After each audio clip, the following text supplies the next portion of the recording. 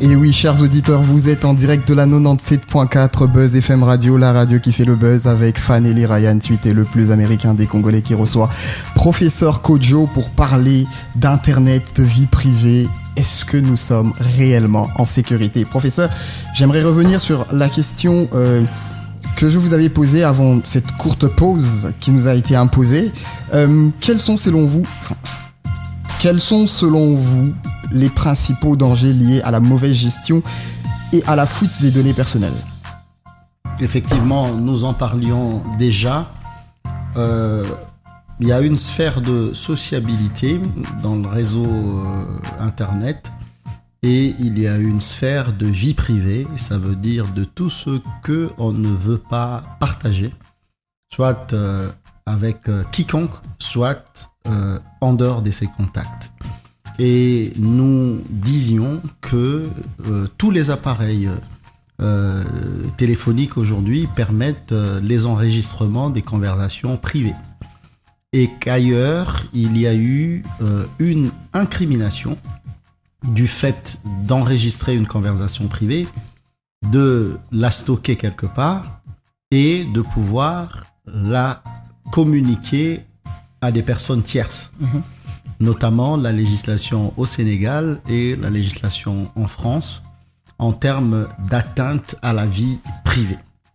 Et nous avons quelque chose de magnifique dans notre constitution qui est très très très avant-gardiste en termes de génération des libertés, dont l'article 31 de cette constitution dispose que toute personne a droit au respect de sa vie privée et au respect de sa correspondance, de la télécommunication et de toute autre forme de communication.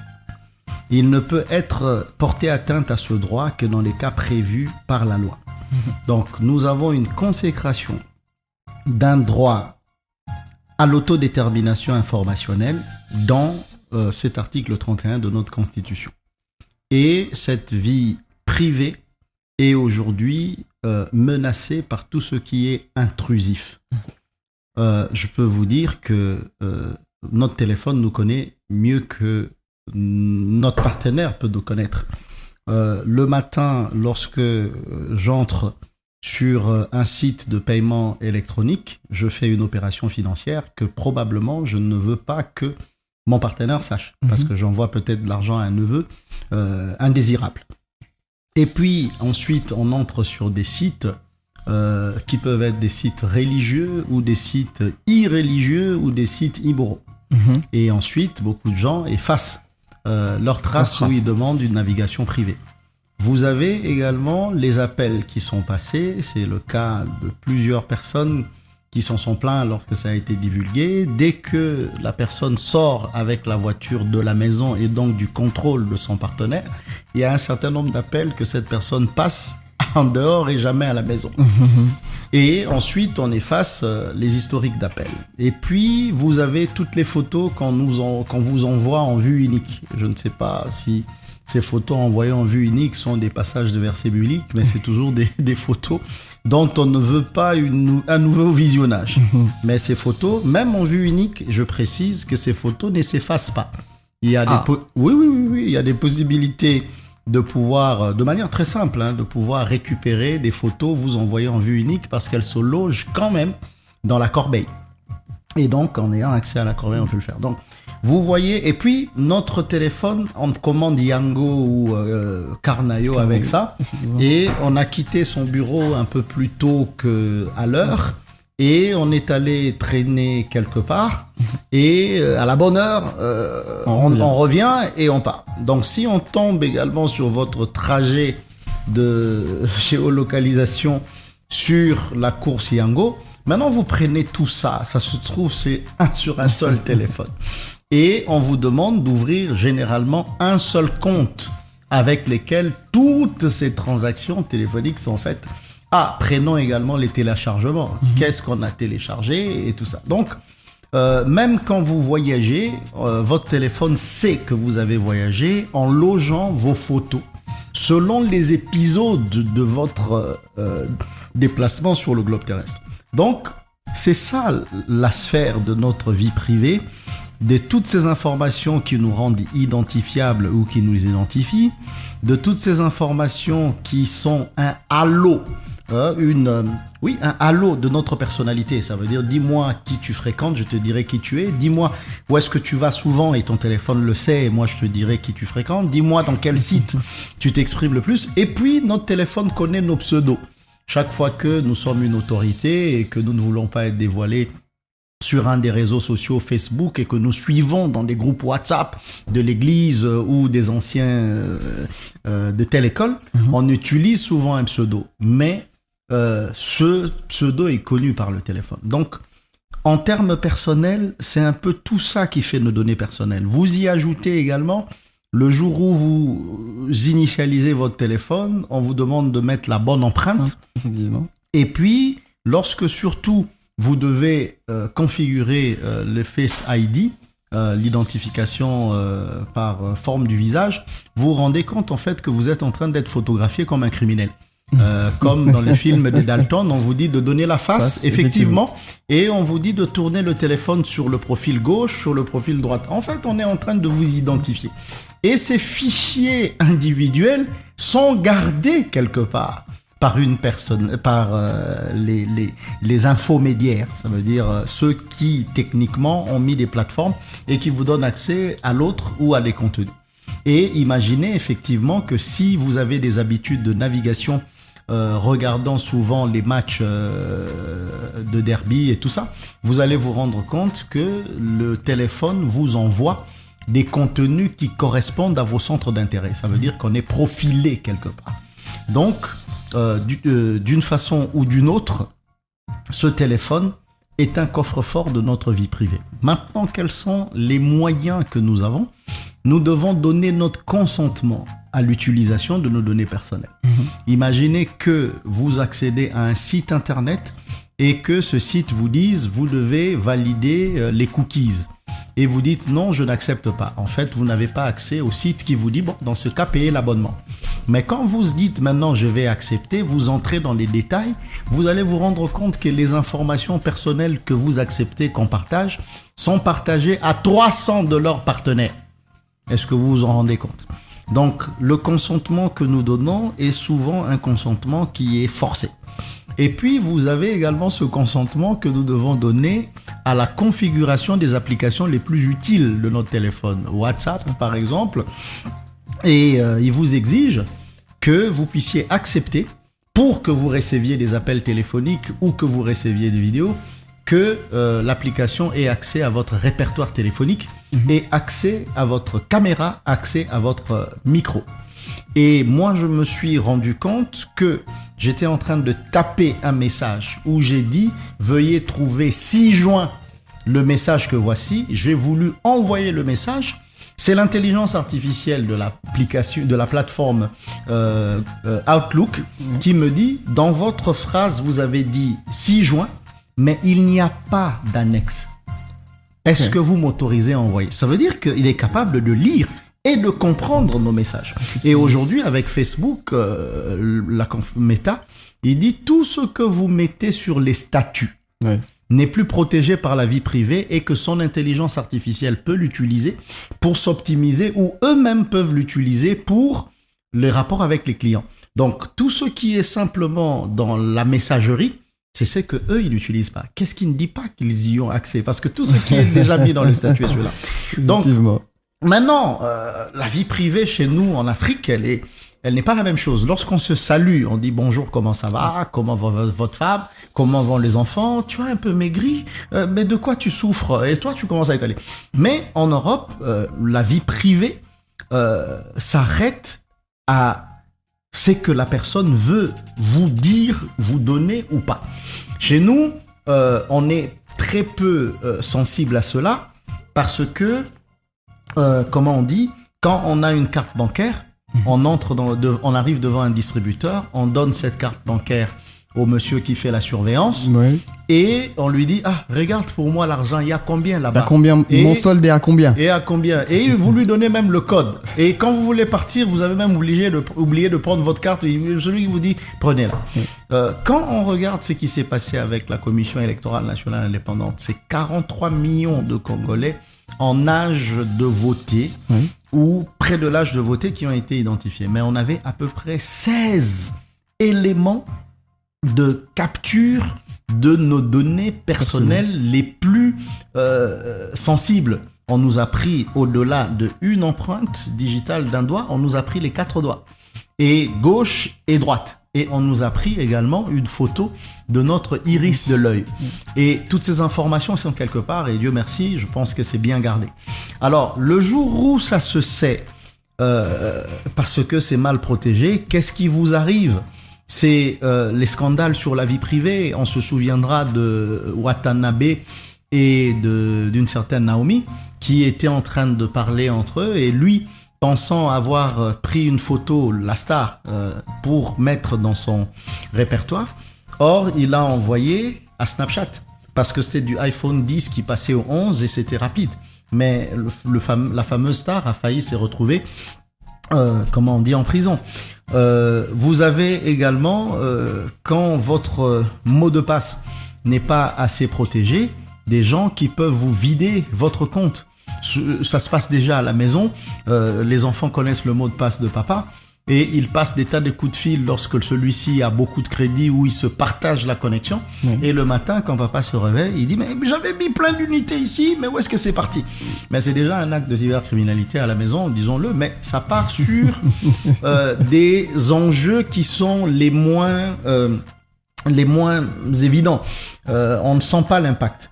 On se souvient, dans une société où je travaillais, que le directeur général parti en voyage s'est rendu compte qu'il s'était connecté sur d'autres types d'ordinateurs, et en revenant au bureau, il était en train de pousser sa souris vers la gauche, mais la souris allait vers la droite. Et c'est ce DG qui reçoit toutes les informations de la boîte qui, à l'époque, faisait $1 million de chiffre d'affaires par jour. Donc, on se rend compte que ces données sont importantes. Alors, allons-y encore, parce que pour montrer l'importance de données, chaque fois que des députés, chaque fois que des ministres, et on s'arrête à cela, vont participer à des grandes conférences, on leur demande de remplir une série de formulaires où ils doivent dire s'ils sont allergiques à ceci ou allergiques à telle alimentation. Et donc, si vous mentionnez une donnée personnelle, que vous êtes allergique à l'arachide, et que de l'autre côté, il y a un cybercriminel qui sait que dans le plat à offrir, il ne faut pas mettre d'arachide pour vous, et qu'il en met, et vous faites un choc ou une crise, mais vous êtes mort de quoi? Non pas du poison, mais vous êtes mort des arachides, parce que vous avez mangé des arachides qui ne sont pas. Mais oui, aussi bien pour les voyages scolaires des enfants. Lorsque les enfants voyagent, on demande aux parents de remplir un certain nombre de formulaires qui montrent que les enfants sont allergiques. Disons-le encore. On a eu des cas, des personnes qui se sont fait passer sur les réseaux téléphoniques comme étant des femmes. C'est le piège. Maman sirène. Il y a la maman sirène, mais c'est que je décris dans sa forme de faire, c'est le piège nigérian.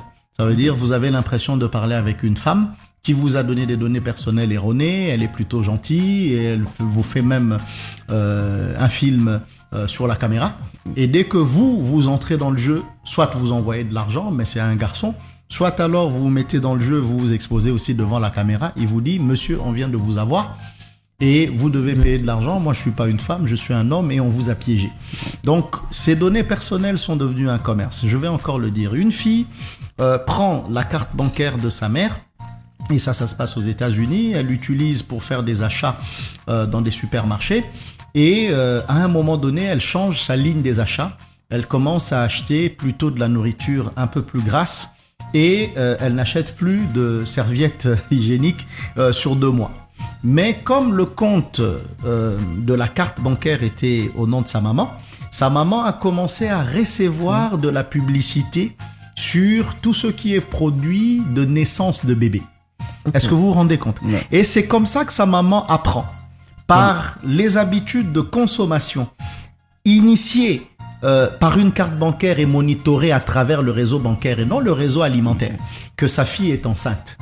Et aujourd'hui, nous tous, quand nous partons dans les supermarchés, et j'en ai croisé des hautes autorités aussi, nous tous, nous avons un compte chez l'affaire ici, chez tous les supermarchés ici, et ce compte, il est notre numéro de téléphone qu'on utilise.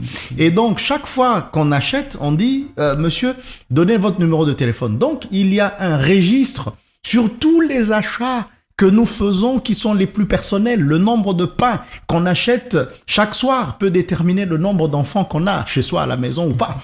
Et puis, comment on dit, à un moment donné, on vous dit non, il y a des ristournes des points.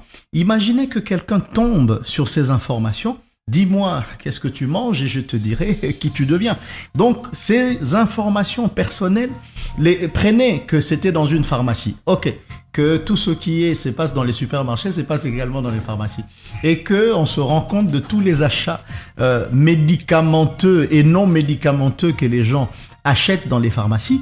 En ce moment-là, les gens seraient quand même très mal à l'aise. Hein. Plus prudents aussi. Plus prudents aussi, effectivement. Donc, ces données personnelles, on ne s'en rend pas compte des enjeux. Et peut-être là, je viens de lever un petit coin du voile. Je vais donner encore un autre exemple. Ça c'est devenu un peu légion. Sur, comment on appelle ça, les réseaux, il y a une personne qui se prend en photo avec une paire de chaussures en édition limitée qui coûte, je sais pas moi, $12,000. Mais quand il prend la photo, il oublie qu'il y avait le timbre de livraison par la poste.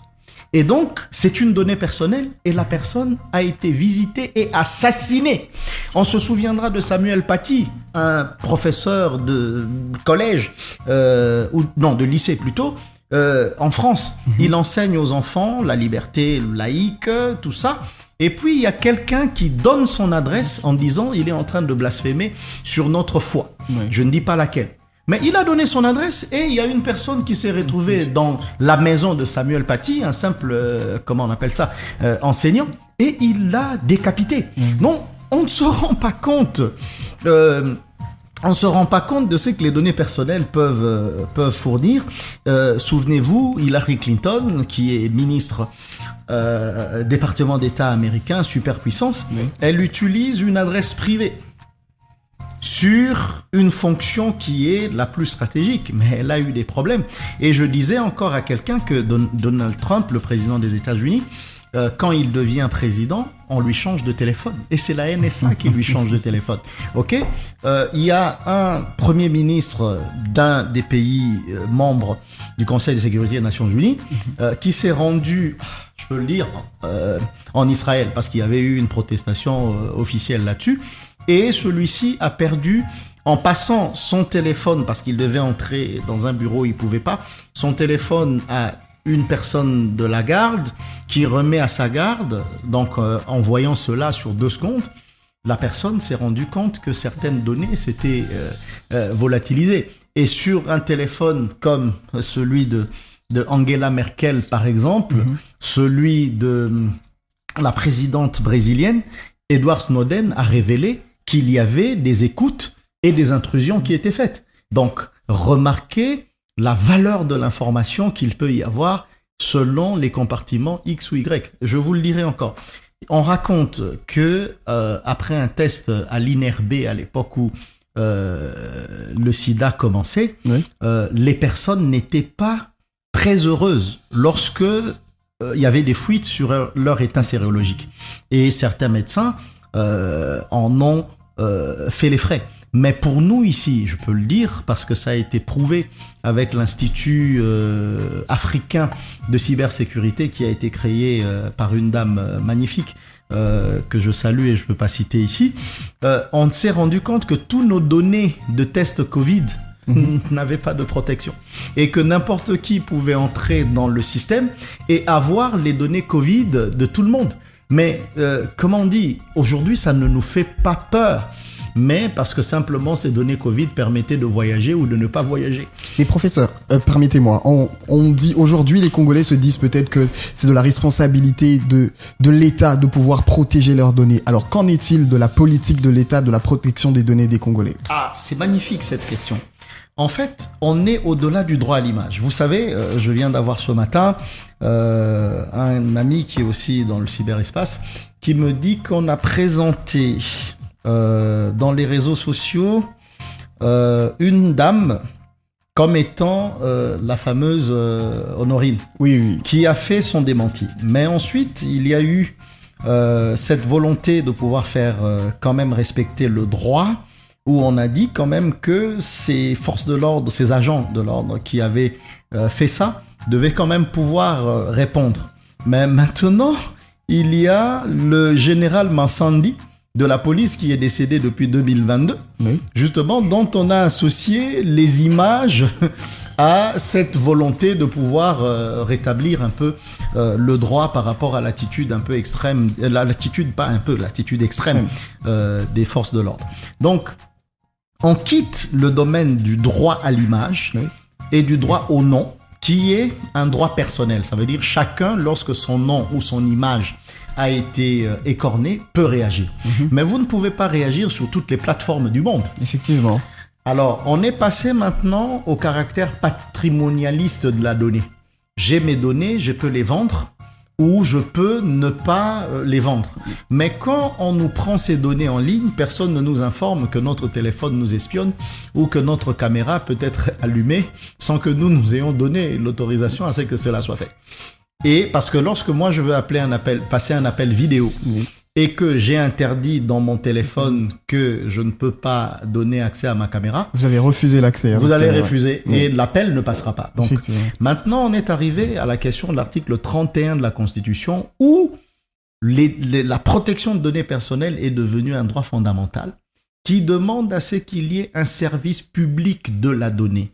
Ça veut dire que comme chaque individu ne peut pas entrer dans chaque plateforme pour demander qu'on enlève ces images moches, ce qui se passe, c'est que c'est l'État qui doit pouvoir créer tout un service qu'on appelle l'autorité de protection des données personnelles, aujourd'hui tâche dévolue à l'autorité de régulation des postes et des télécoms du Congo, qui doit pouvoir assurer cette protection des jeunes. Je peux vous dire que Kim Kardashian, par exemple, a eu sa réputation par le fait qu'il y avait eu une fuite de son sextape pendant qu'elle n'était pas encore star.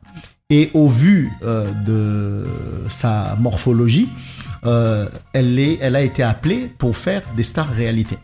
Maintenant, ses enfants ont grandi, ok, et elle ne veut plus que ces images-là, qui ont fait son succès dans le temps, puissent sortir sur les réseaux. Et elle a donc fait jouer son droit à l'oubli numérique en demandant à ce que les services publics américains puissent interdire l'accès ou effacer sur les différentes plateformes ces images à elle. Parce que les images ont une signature, les images ont un nom. On peut les bloquer et le faire passer. Alors nous ne sommes pas encore arrivés à ce niveau. Il y a eu des dames députées qui ont vu leur visage être trafiqué par intelligence artificielle, comme si elles étaient en train de commettre des actes immoraux et qu'on a diffusé. On n'a pas pu chaque fois effacer, mais sur les plateformes, il existe des mécanismes de dénonciation. Et quand on atteint un certain nombre de dénonciations sur les réseaux, un contenu peut être dit indésirable. On met soit on met un voile noir pour dire que ce n'est pas accessible, soit alors on signale que c'est un contenu pour adultes, soit alors on bloque, on efface l'image, soit alors on bloque le compte. Mais chaque individu ne peut pas le faire. Il faut que ce soit l'État qui le fasse. Et puis, vous avez aussi cet hébergement de nos données en dehors du pays. Est-ce que nos données de passeport sont complètement hébergées ici ? Est-ce que quand on a fait la digitalisation de nos zones de santé, est-ce que toutes ces données ont été ici ? Et puis, on a le top level domain, TLD, comment on appelle ça ? Le point CD, comme il existe le point FR, comme il existe le point UE, qui n'est pas encore hébergé dans son serveur primaire ici en République démocratique du Congo. Tout ce que nous faisons comme le cloud, nous achetons, moi j'en ai acheté 2 Tera d'espace avec le iCloud. Ok, mais ces données ne sont pas physiquement ici et nos données donc sont assez éparpillées. Est-ce que nous avons des directives de l'État qui disent que les ministres ne doivent plus mettre sous papier en tête de l'État des adresses Gmail parce que les conversations diplomatiques, par exemple, qui reçoivent ou de coopération, sont dans ces adresses privées Gmail. Et quand on change de ministre, l'adresse disparaît et il n'y a plus de mot de passe et les données sont parties. Donc, c'est toute une logique de travail qui doit nous amener à la souveraineté numérique. Et le mot, c'est pas moi qui l'ai inventé, hein. La souveraineté numérique est définie par l'ordonnance loi 23010 du 13 mars 2023 portant code du numérique comme le droit d'autodétermination dont un pays dispose à décider de sa propre politique en matière du numérique, notamment sur ses infrastructures, sur ses données et leur traitement. Mais j'informe que depuis peu, il y a une consultation internationale qui travaille sur la stratégie nationale des données, mais il faut faire attention. Les données, moi je suis dans le droit du cyberespace depuis 2006, le droit de la donnée est l'une des matières les plus complexes du droit du cyberespace, parce qu'il existe des données personnelles et tout le monde se lance là-dessus. Il existe des données publiques et il existe également de données non personnelles, avec des régimes comme vous avez ailleurs, secret d'État, secret défense, top secret ou encore déclassifié. Donc, il faut qu'il y ait cette politique nationale de souveraineté numérique. Et puis, il y a aussi des données qu'on n'émet jamais en réseau. Et parmi lesquelles, il y a les données, par exemple, de la CENI. Ce sont des données tellement stratégiques qu'il faut, comment on appelle ça, une cage de Faraday. Il ne faut jamais que ces données-là soient sur un appareil qui puisse recevoir directement Internet. Et si les consultations doivent être faites, elles doivent être faites physiquement sur les données qui sont là. Et depuis lors, vraiment félicitations, il n'y a jamais eu des fuites de ces données. Quand je dis jamais. Et il faut dire que ça, c'est l'ancien rapporteur de la CENI, avec qui on s'est vu au CHESD, qui m'a dit: prof, tu peux témoigner de cela. Lorsque il y a eu la machine à voter, dans la toute première élection, les toutes premières élections qui ont vu la machine à voter, les élections de 2018, effectivement, ils voulaient quand même transférer les données des résultats par un réseau interne qu'ils avaient, par VSAT. Et ils se sont rendus compte qu'ils ne pouvaient pas le faire parce que c'était bloqué. Bloqué par qui? Je ne sais pas. C'est comme ça qu'ils ont demandé physiquement à avoir les clés USB pour venir faire le dépouillement de ces élections qui avaient donné vainqueur, donc finalement le président Tshisekedi. Donc c'est pour vous dire que ces données sont recherchées. Moi je témoigne simplement de la transmission des données, comment on appelle ça, des dépouillements, parce que les données des dépouillements sont publiques. Dès qu'on a dépouillé les urnes, on affiche sur les portes, donc c'est public. Mais qu'il y ait eu hacking pour autre chose, je ne peux pas le dire. Donc, il faut donc à la fois qu'il y ait des services de souveraineté numérique, qu'il y ait des services publics de la donnée, et qu'il y ait surtout des services de cybersécurité et cyberdéfense dédiés. Et je pense que sous la mandature présente, depuis 2023, nous avons un service qui s'occupe de ces questions, quitte à ce que ces services soient équipés et déterminent également ces protocoles d'engagement. Merci professeur, merci beaucoup pour cet échange passionnant, chers auditeurs. Je ne sais pas pour vous, mais ce que nous venons d'entendre pousse à réfléchir sérieusement, parce que au fond, la question n'est plus de savoir si Internet est dangereux, mais plutôt comment nous l'utilisons. Et Internet est devenu notre deuxième maison. On y travaille, on y apprend, on y aime, on prie même, voire. Mais avons-nous pensé à verrouiller la porte de cette maison numérique? C'est ce que le professeur vient de nous rappeler. La sécurité, c'est d'abord un comportement, une attitude. Ce n'est pas seulement une question de loi, mais une question de conscience. Et si vous écoutez en ce moment, prenez quelques secondes pour réfléchir combien d'applications ont accès à votre micro, à votre face et à toutes les données biométriques, en tout cas. Toutes les données biométriques et toutes ces informations peuvent être dangereuses, en tout cas. On va passer aux questions, chers auditeurs. Vous avez le numéro que je vais rappeler tout à l'heure, le plus 243 84 98 66 924. Je vais me répéter, plus 243 84 98 66 924. Professeur, les questions sont nombreuses quand même, mais on va sélectionner les questions les plus pertinentes. La première question, elle est posée en lingala, professeur. Et malheureusement, l'auditeur ne s'est pas présenté. Il demande balien ya ba au gagné giga ou téléphone.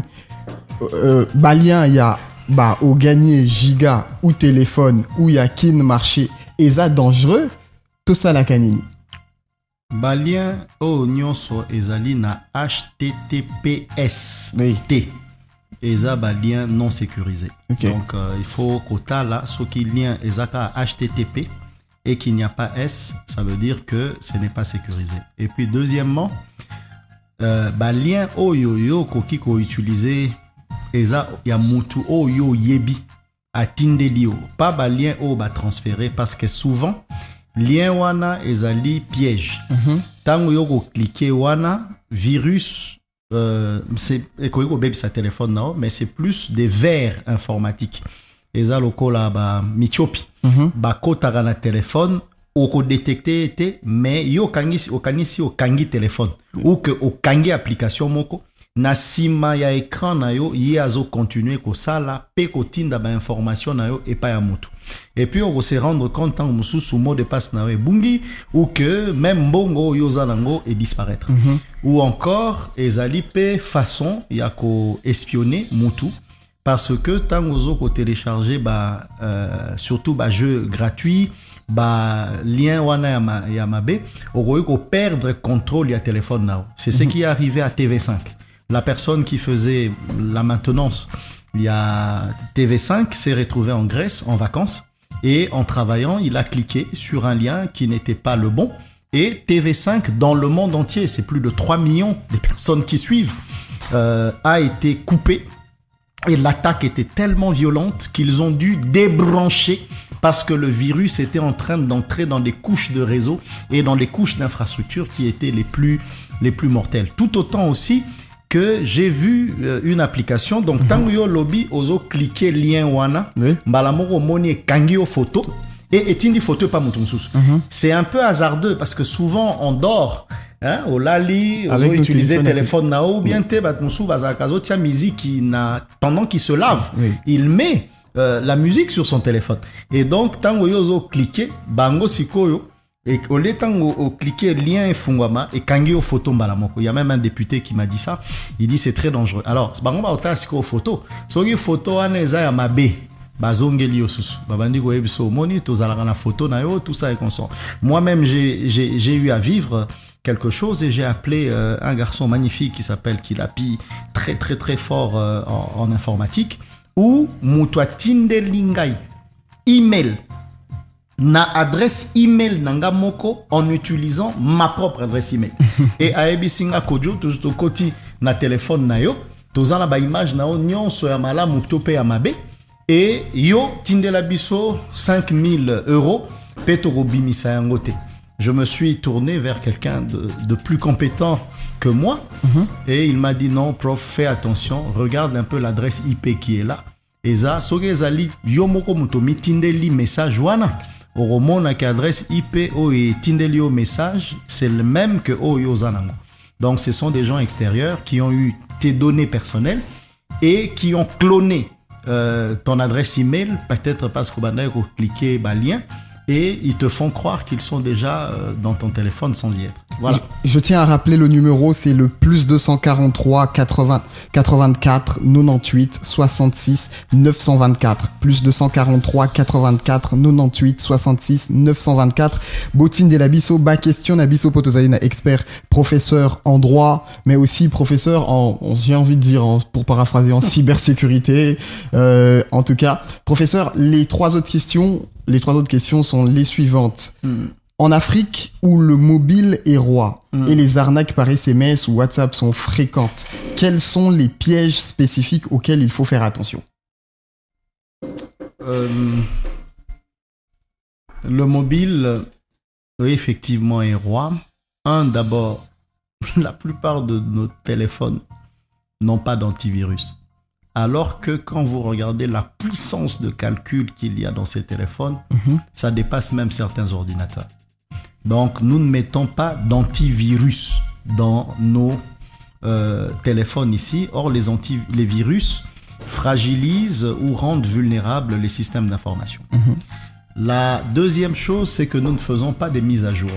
Je vois beaucoup d'autorités, quand vous êtes en contact, ils disent passons sur WhatsApp. Parce qu'ils ont l'idée que WhatsApp est crypté de bout en bout. Oui et non. Oui et non.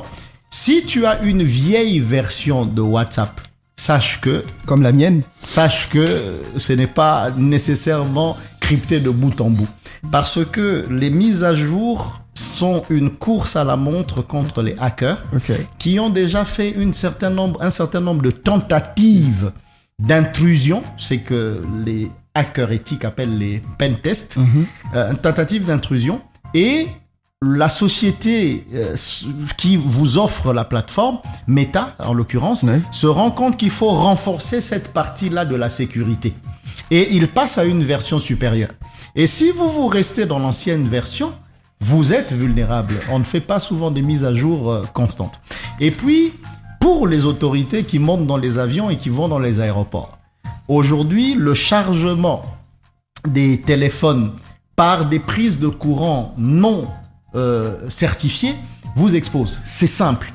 Lorsque je mets la clé USB, mon câble à mon téléphone, je le branche à l'ordinateur. Ça se met à charger. Et l'ordinateur nous pose la question. Il dit, est-ce que vous voulez transférer également les données? C'est vous qui dites oui ou non. Donc, le même câble qui vous amène le courant peut également amener une activité électronique sur votre stockage. Et donc, souvent, dans les aéroports, souvent dans les lieux publics, il y a beaucoup de hackers qui font en sorte de pouvoir faire, comment on appelle ça, overrider le système. Donc, au lieu de demander est-ce que tu peux accéder aux données, directement vous y entrez. Wi-Fi public. Il faut faire très attention lorsque vous avez des Wi-Fi gratuits qui vous sont offerts. Mais oui, le chef d'état-major allemand dans le conflit russo-ukrainien était en déplacement dans un autre pays et il a fait une conférence, une réunion à distance avec ses généraux. Mais dans l'hôtel où il était, c'était Wi-Fi public. Et donc, toutes les stratégies allemandes de guerre et de défense ont été percées simplement par le Wi-Fi public qui n'avait pas de clé. Et c'est que la Russie a fait, il a diffusé sur sa chaîne nationale une réunion d'état-major allemand. Pour vous dire, voilà. Donc, ce sont des conseils qu'on peut donner. Alors, autre chose également, vous savez aussi que notre voiture est un objet connecté. Donc, il ne faut pas voir simplement le téléphone. Donc, on recommande aux VIP qui ont des escortes de ne pas avoir dans leurs escortes des voitures automatiques. Il faut avoir des voitures à boîte manuelle avec pédale. Parce que, comme je le disais, une ancienne autorité dans le milieu du sport s'est fait enfermer dans sa voiture. Mais aussi parce que, en tant qu'objet connecté, la voiture full option automatique qui n'a que de l'électronique continue à communiquer avec son concessionnaire mère. Et aujourd'hui, vous pouvez, oui, être dépanné avec votre Ford ici au Congo à partir d'un garage qui est aux États-Unis si c'est encore sous garantie. Donc, vaut mieux avoir des dispositifs non connectés dans un véhicule de cortège parce que vous en gardez plus ou moins 100% le contrôle. Voilà. Au moins ça c'est dit. Hein. Une autre question, professeur. Présentez-vous prochainement quand vous écrivez, c'est mieux d'écrire le nom et l'adresse. C'est beaucoup plus pratique pour que l'on sache qui vous êtes. Face à ces géants GAFAM et aux États, avons-nous en tant qu'individus le moindre pouvoir? Sommes-nous condamnés à accepter les règles ou pouvons-nous agir? GAFAM signifie Google, Amazon, Facebook, Apple, Microsoft et même qu'on dit GAFTAM avec Twitter qui est devenu X. En 2008, il n'y a que le grand monsieur ici, Bill Gates, qui trône parmi les 10 plus grosses fortunes du monde. Et devant, vous avez General Electric, vous avez la Bank of America, vous avez Coca-Cola, vous avez Pepsi-Cola, qui sont des grandes multinationales. Mais aujourd'hui, quand vous faites le top 10 des fortunes boursières aux États-Unis, vous avez simplement l'industrie du numérique. Je veux dire, vous avez par exemple Amazon et Google qui ont atteint 1000 milliards de capitalisation boursière. Dans l'histoire de l'humanité, peut-être à part l'Africain, là, qui est le Ghanéen, qui est supposé être l'homme le plus riche dans l'Antiquité, vous avez Elon Musk qui est l'humain qui a atteint 500 milliards de dollars. OK ? Et donc, ces gens-là ont des puissances financières que seuls les États peuvent avoir. Et déjà, à partir de là, et c'est sérieux, ça c'est de l'intelligence économique.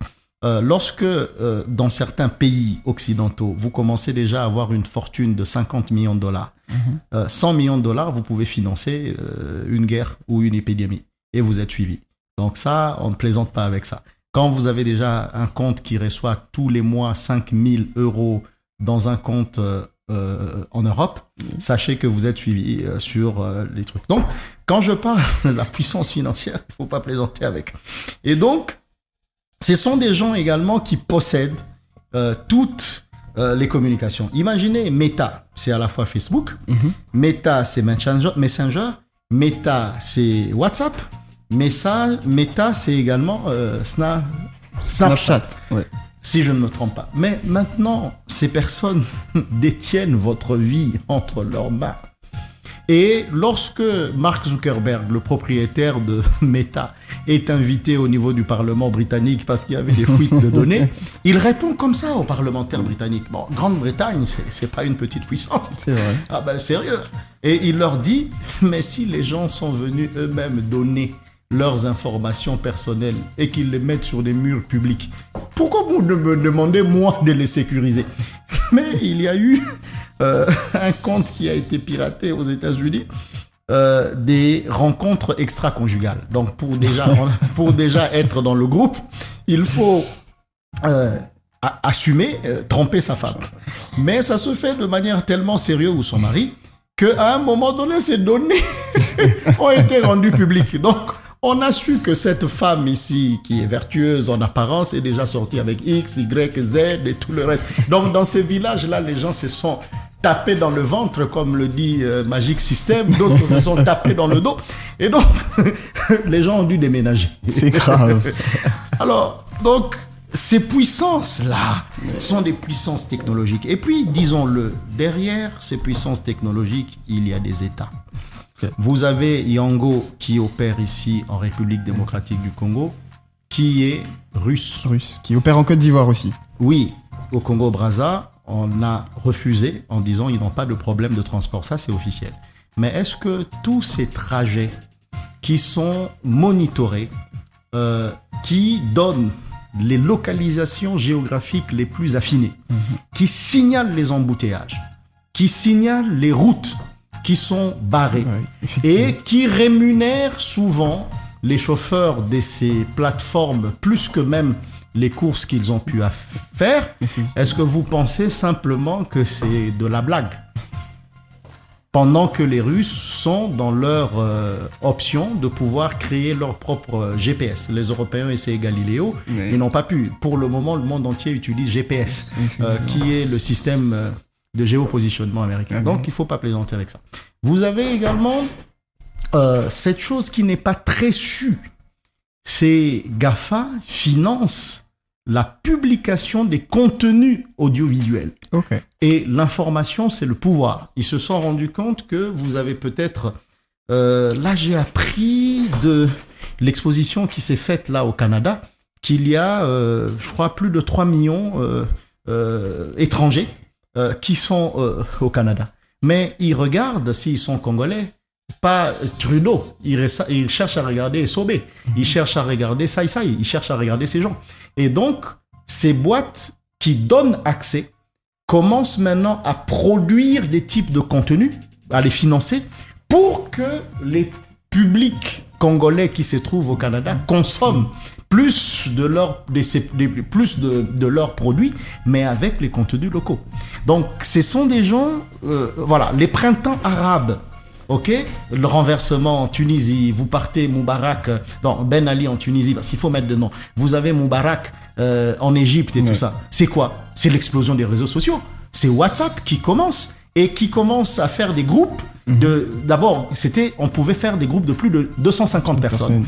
Et on pouvait envoyer dans plus de 100 groupes. Il n'y avait pas de limite. Et on ne pouvait pas, ce n'était pas limité qu'un contenu, tu l'envoies seulement à 5 personnes. Donc, on pouvait l'envoyer à plusieurs personnes. Donc, ils ont détourné la police, ils ont détourné les médias audiovisuels, ils ont amené les gens à aller dans la rue. Des pouvoirs sont tombés. Donc, la puissance du réseau. Moi, je vais moins dire que je suis expert en numérique, hein, parce que maintenant, c'est tout le monde qui y va. Moi, je suis dans le cyberespace qui montre le cyberespace comme un territoire directionnel. Et dans les écoles stratégiques ici, c'est nous qui avons amené la dimension de l'enseignement de ces cours. Et après, les gens se sont réveillés en disant « Ah, ok ». Donc, on est des fois aussi dans une cyberguerre. Ça veut dire qu'en Estonie, il a été démontré en 2007 qu'on peut organiser des pannes. On a vécu, et Dieu merci, la coupure d'électricité à l'aéroport. Oui. Ça, c'est un incident. Mais imaginez que ce soit provoqué. Parce que, effectivement, il y a eu souvent la libération de Liliane Bettencourt, qui était, comment on appelle ça, l'otage en Colombie. Elle s'est faite comment? Par le piratage de réseaux des télécommunications. Comme on devait la déplacer souvent, et que d'un point à un autre, il fallait qu'on donne le signal, il y a eu des professionnels qui se sont insérés entre le point A et le point B, et ils ont pris le contrôle comme étant le point A', et ils ont demandé au point B d'amener la prisonnière à tel endroit où finalement il y avait une embuscade qui était tendue, et on l'a libérée ainsi. Donc, la puissance de ces plateformes, il ne faut pas plaisanter avec. Alors, il y a aussi les États derrière. Je vais juste dire une chose qui est officielle. Derrière le brevet déposé par Google, il y a une partie de ces développeurs qui ont été des génies et une partie c'est en copropriété. Une partie qui est du département américain et je ne dis pas de quelle structure. Bon, donc, et puis Internet lui-même est une application militaire. Est-ce que vous vous rendez compte qu'à un moment donné ici, il y avait des caméras à reconnaissance faciale qui étaient vendues en libre service ici au Congo? Après un moment, on a dit, faites attention, quoi. Vous vendez ici des caméras de reconnaissance faciale. Ça veut dire qu'on met votre nom comme étant un mauvais client, c'est ça. Dès que vous entrez dans... Ça, c'est soft, hein, c'est l'exemple le plus soft. On ne met pas votre tête à prix. Dès que vous entrez dans Showbuzz ici, la caméra vous prend, on dit non, y était. Pas d'accès. Pas d'accès. Mais imaginez que, comme ce fut le cas à l'époque où les Chegués reconnaissaient toutes les voitures de tout le monde. Jusqu'à présent, d'ailleurs. Vous allez vous allez incognito quelque part et une caméra de reconnaissance faciale vous prend et il donne l'information à quelqu'un. On dit Azalia. Donc, il faut qu'à un moment donné, on y pense, mais on n'en dira jamais assez. Hein. Moi, je suis très humble sur ces questions de cyberespace parce que le défenseur doit toujours penser à toutes les menaces imaginables et inimaginables, mais l'attaquant n'a besoin que d'une seule faille pour faire mouche. Et la cybersécurité ne s'apprécie pas à son maillon le plus fort, mais il s'apprécie à son maillon le plus faible. Imaginez que vous avez mis tous les antivirus sur votre téléphone et tout ça, et qu'il y a une sentinelle qui a oublié de fermer la porte. Donc la personne prend votre écran, il commence à la prendre en photo. Donc ces plateformes nous tiennent et on ne sait pas si on pourra s'en sortir, mais il y a des stratégies géopolitiques et géoéconomiques. La Chine a ses propres champions. Baidu qui contraste avec Google. Vous avez Alibaba qui contraste avec Amazon. Vous avez l'autre là pour les ordinateurs Toshiba, c'est je pense japonais, Lenovo qui contraste avec HP. Et puis en Russie vous avez Yandex qui est quand même une grosse boîte de moteurs de recherche. Écoutez, il faut qu'on le dise. Nous avons ici un point de change Internet dans ce pays. Et à ce point de change Internet, on a mis un cache. Un cache signifie une mémoire temporaire qui facilite en fait le fonctionnement du réseau. Ça veut dire que si quelqu'un a déjà demandé sur Internet le CV de Kodjo ici à Kinshasa, une autre personne demande, on n'est plus obligé d'aller chercher ce CV en France parce que mon site, il est hébergé en France. Parce qu'on a déjà eu une mémoire tampon de cette requête qui est ici. Et donc, au lieu de mobiliser le réseau et de lui faire des efforts d'aller encore à l'international, ça tourne ici sur place. Mais c'est comme ça qu'on connaît les tendances de recherche d'un pays. Et que sur même l'application Google, vous voyez qu'on dit voici les tendances. Quel est le mot le plus recherché? C'est pas ça. Si. Dans la journée, dans telle partie du monde. Donc, nous-mêmes, nous sommes cyberdépendants. Et puis, vous avez Google Earth. Moi-même, je l'utilise, quoi. Ça veut dire 2 jours à... Il y a quelqu'un qui avait perdu son chien et qui a attendu une journée et qui est allé dans Google Earth pour voir sa propre maison et suivre en ce moment-là la localisation de son chien. Ce sont des applications très stratégiques parce que le général Massoud en a payé de sa vie. Donc, le Google Earth vous donne exprès des images réelles, mais en temps décalé. Donc, si vous entrez dans Google Earth, vous zoomez, vous allez voir votre maison et l'habit que vous avez mis au fil il y a 2 jours. C'est votre habit, c'est la réalité. Mais maintenant, imaginez que ce soit donné en temps réel. Sur la surveillance mondiale internationale, mais eux, ils ont ces images en temps réel. Donc, ce sujet que nous ouvrons ne doit pas pouvoir faire peur aux gens, mais doit pouvoir montrer que sous le masque de la liberté se promènent également les risques de cybersécurité. Mais seulement, c'est pour cela que le monde... on revient dans le monde que c'est tel qu'il est et non le cybermonde. Le monde a également ces pays qui respectent les droits. On connaît l'oncle Sam, on connaît la vieille Europe. C'est la promotion des droits de l'homme, la promotion de l'état de droit. Et généralement, on pense que, bon, vaut mieux être surveillé par des gens dont on connaît les habitudes plutôt que de l'être. Bon, je vais dire autre chose. Ok. Moi, je vais en 2003. Oui. À l'Union africaine, à Addis Abeba.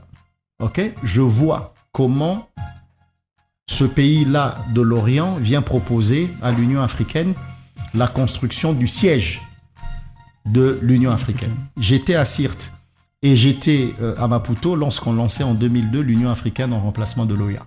Et il s'est révélé par la suite que ceux qui avaient fait don et cadeau du siège de l'Union africaine à Addis Abeba avaient mis tellement de micros et de caméras truffées qu'ils étaient en train de tout suivre comme une passoire.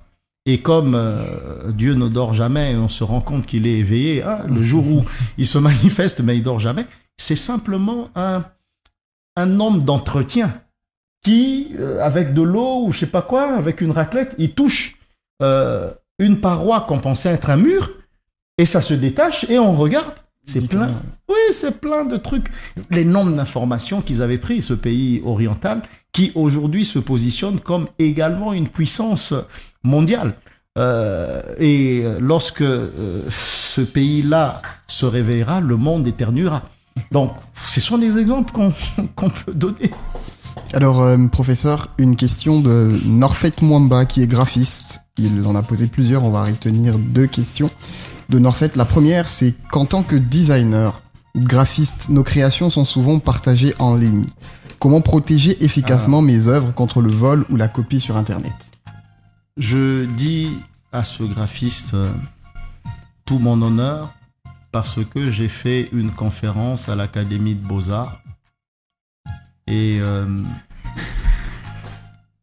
malheureusement, l'Internet ne crée pas de valeur et l'Internet détruit la valeur, surtout la valeur artistique. Et je lui dirais que le réseau n'oublie jamais et les données ont une vie cachée. Une fois que vous avez une œuvre qui est entrée sur Internet, vous en perdez le contrôle. Que ce soit une musique, un son, que ce soit une image, vous en perdez le contrôle. Et puis aujourd'hui, on a l'intelligence artificielle. il y a un monsieur, je crois que c'était Gemini, qui s'est rendu compte, un japonais, qu'il avait un style de dessin et que ce style de dessin était reproduit par l'intelligence artificielle qui permettait à quelqu'un d'écrire une histoire et de se créer sa propre bande dessinée. Et la personne a fait un procès contre l'intelligence artificielle qui reprenait en fait ses œuvres créatives. La même chose aujourd'hui avec les gens du monde du spectacle. Ceux qui font la traduction des voix dans Hollywood, ceux qui font les cascades, ceux qui font des caricatures. Ils ont grévé à Hollywood contre l'intelligence artificielle parce que ils ont tous été envoyés en chômage technique parce que l'intelligence artificielle fait mieux leur travail qu'eux-mêmes. J'ai rencontré, et je finis peut-être par là, le promoteur de Pigma, et celui-ci me dit qu'il y a certains effets spéciaux qui leur prenaient une semaine à pouvoir être programmés, créés sur informatique, et que maintenant l'intelligence artificielle fait même mieux que ce qu'ils pensent. Et un jour, cette intelligence artificielle remplacera, et je suis ferme dans ça. J'ai été moqué par des professeurs d'informatique. J'ai dit, vous faites l'informatique, vous rêvez moins que moi, et le vrai rêveur est celui qui rêve de l'impossible. Et dans certaines branches du savoir et de l'art, l'intelligence artificielle a déjà remplacé l'humain. Au point où on a des DG qui sont IA, intelligence artificielle, des ministres qui sont IA, et il y a dans des programmes d'enseignement à l'étranger, l'intelligence artificielle explique mieux la matière et les enfants le comprennent mieux que le professeur, et ils demandent même non que ce soit l'intelligence artificielle qui nous enseigne. Donc, bel avenir à lui. Et puis je lui dis, il existe aussi des NFT, Non-Fungible Token, où maintenant on a des tableaux qui ne sont pas peints par le pinceau ou des objets d'art en 3D, qui sont imprimés par des imprimantes 3D, et qui, peut-être aussi, les NFT restent des tableaux qu'on ne regarde que sur des tablettes et qui ne sont accessibles qu'à la personne qui l'a acheté. Voilà. Donc l'avenir de l'art créatif face à l'intelligence artificielle est très peu élogieux ou très peu prometteur. Merci beaucoup, professeur. On espère que vous avez satisfait Norfait Mwamba de là où il était. Ah, professeur, on va passer à l'astuce cyber du jour. Si vous pouvez nous donner quelques conseils pratiques. Ok. Quelques réflexes. Il faut changer assez régulièrement son mot de passe. Moi, j'ai été étonné de voir qu'en passant d'une machine à une autre, mes machines me rappellent tous les mots de passe que j'ai utilisés pour chacune des plateformes. Il faut également mettre des mots de passe robustes. Il faut des fois refuser d'utiliser les Wi-Fi publics et gratuites, refuser de télécharger les jeux gratuits et d'éviter aussi d'aller sur les sites pornographiques parce que c'est là qu'on se fait le plus espionner. Et puis, il faut éviter un certain nombre de comportements qui consistent à ne pas faire des mises à jour fréquentes. Et puis, éviter également de s'exposer, cette cyber-exposition, de s'exposer sur les réseaux sociaux en utilisant au besoin des pseudonymes. Et puis, pour tout ce qui est application, téléphone que vous ne contrôlez pas, n'y entrez pas. Ça veut dire qu'on a eu des cas où les gens achetaient des téléphones volés et c'est eux qu'on est venu poursuivre pour le vol de téléphone. Essayez d'acheter le neuf au maximum et puis n'utilisez que des produits non piratés. Mais voilà, c'est ce que je peux dire et beaucoup d'autres astuces ont été données tout au long de l'émission. Merci beaucoup, professeur. Merci à tous les auditeurs d'avoir été branchés sur la 97.4 Buzz FM Radio, la radio qui fait le buzz. C'était Fanny Ryan, le plus américain des Congolais. Je vous dis rediffusion jeudi 20h et quant à moi, je vous dis à très bientôt, lundi prochain.